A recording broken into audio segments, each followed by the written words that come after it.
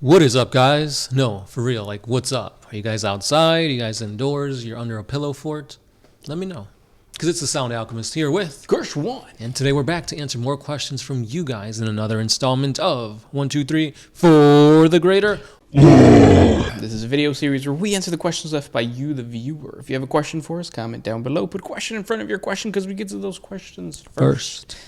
I wonder if it's the same with you guys, but every time we get back into Warhammer 40K, I feel like the weather gets really nice. Yeah. So instead of us going outside to play volleyball, go for a walk, enjoy the sun, no, we're inside getting hot and sweaty playing tabletop games. Yeah, because obviously if you're a war gamer, you got to get hot and sweaty. Oh, yeah, for sure. Yeah. So this question comes from, I already said the... You did. Yeah. Shinku Kirito Ichika. How do you think other advanced and more technologically civilized civilizations be able to win against the tactics of Krieg? So in other words, what other organization or what other force could defeat the Death Korps of Krieg? So to understand how to defeat the Death Korps of Krieg, you have to understand the enemy, the Kriegers. Yes. So they're basically just an Imperial Guard, I guess, subsection. I think you just pissed a lot of people off. They are an Imperial Guard regiment. Subsection. Then they're just regular. Yeah. No, they are they are experts at siege warfare in extremely toxic environments. Yes. They are tougher than most other Imperial Guard regiments, and they fight battles of attrition. Right. They're clones. Yeah, basically. There is a lot of rumors that a lot of the Krieg military or the soldiers are actually just vat-grown babies. Yeah. Half of them aren't even like adults. Yeah. They're still like teens, children even. So does that go to show you that they are a sub-faction because they can't keep their numbers up? Probably. They're not a dom faction. They're not. They do look cool. I'll give them that. They look cool. Their armor is literally just like leather. Yeah. And gas masks. Yep. It could be threatening depending on the enemy you're going up against. So psychological warfare could be a thing. Same with their tactics. It's all about like siege warfare. You're going to dig trenches. They're going to get stuck in. It's going to be very hard for you to take them out of said establishments, because in order to take a foot from them, they're going to take like a mile from you.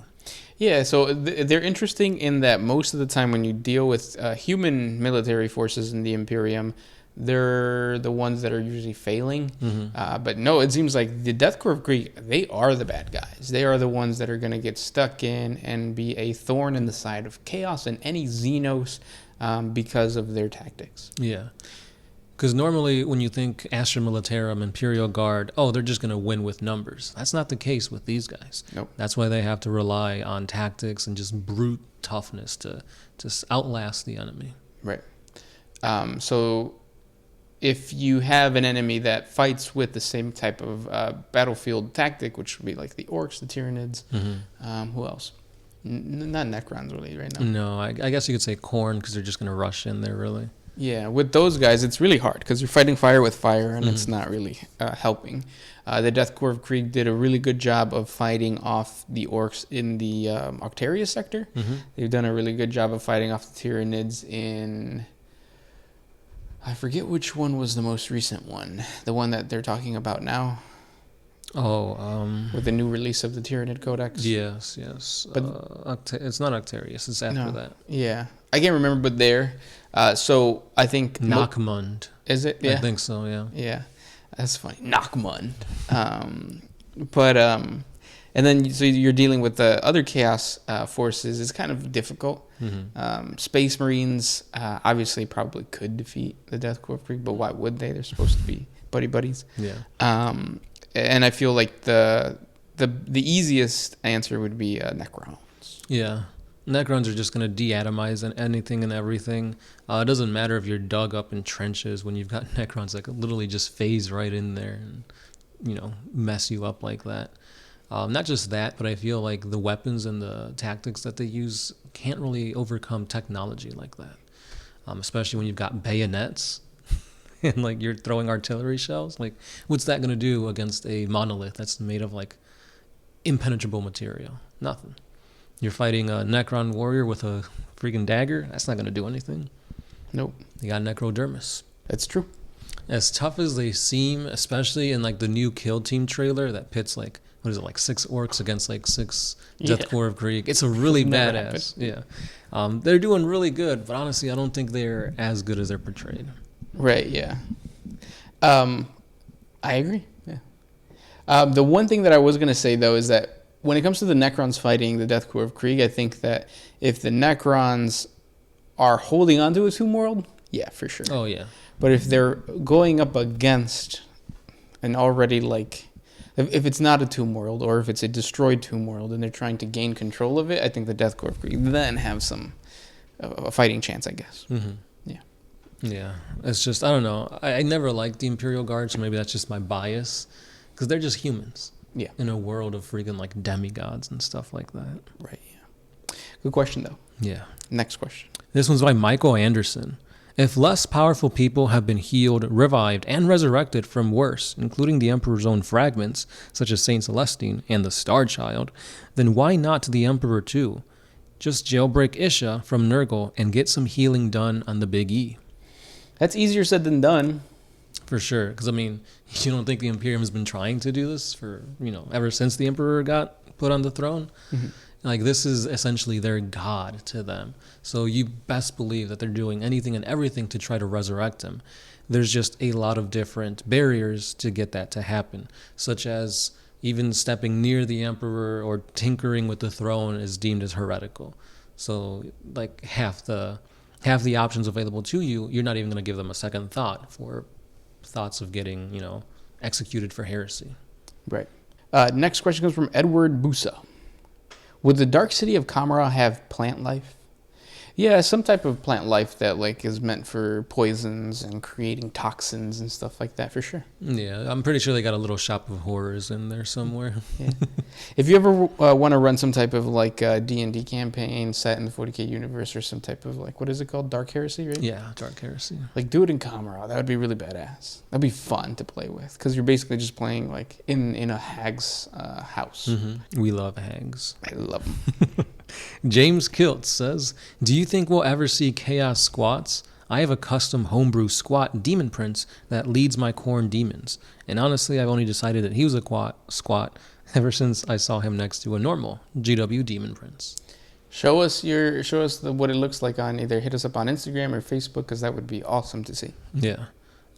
We do have a new sculpt coming out for a demon prince. So if you want a bigger scale model, there's that.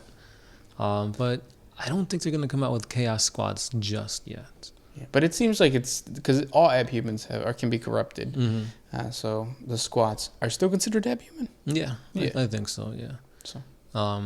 But yeah, we have to wait and see just exactly how much psychic presence they have. Because I'm pretty sure some of the stuff from the old lore will be revamped and messed around with. Because right now it seems that they're going to be all about technology since they have their Votan, aka orbs of AI that just store information. So we'll see if maybe those can get corrupted and then those become chaos. So we'll see. Yeah. Next question. This one comes from Justice777. What would motivate you guys to play 40K again? Warm weather, apparently. Yeah. It being nice outside. Yeah, I'm actually down to play 40K this weekend. Yeah, it's been a while, so we might bust out the dust on the models. Yeah. Then he has a part 2. What have you guys been playing instead? Ourselves. Yes, we have. We have been playing ourselves. Yeah, Magic. We've been doing a bunch of Magic because we've got 4 people in our group, and that's the perfect amount for Commander. So we've been delving into that. Commander has been a lot of fun. The cool thing about all Magic games is that they're quick. Yeah. So you sit down, you could play a game within Commander takes longer, but especially if it's 4 players. Yeah, and it's definitely less than a game of 40K. Yeah. Less pickup, less extra to actually get the game going. Yeah, and that's another thing too. There's also once you have your deck built, because you're good because it's also 100 cards. So. Mm-hmm. The combinations, the game plays a little bit different every time. Yeah. So I really like that aspect. Whereas with 40K, you could play the same army every single time, but it's annoying after a while. Yeah, and then not just that, but then points and like how GW's been doing it lately. It's like, oh, you have this really awesome thing that's going to be good for 3 months, and then they're going to nerf it. So power creep has made its way back into 40K. But if you do play Magic, you do have the 40K Commander set that's coming out later this year. I've been hearing rumors that it's going to be around October. So there's going to be 400 or 500 card Commander cards based on the world of 40K. So that's pretty cool. Yep. And those were the questions for today. If you guys have more questions for us, please comment down below. Thank you guys so much for listening and hanging out with us. We appreciate everything, and we'll talk to you tomorrow. Yeah, this has been the Sound Alchemist, Gershwan. and we are out. Always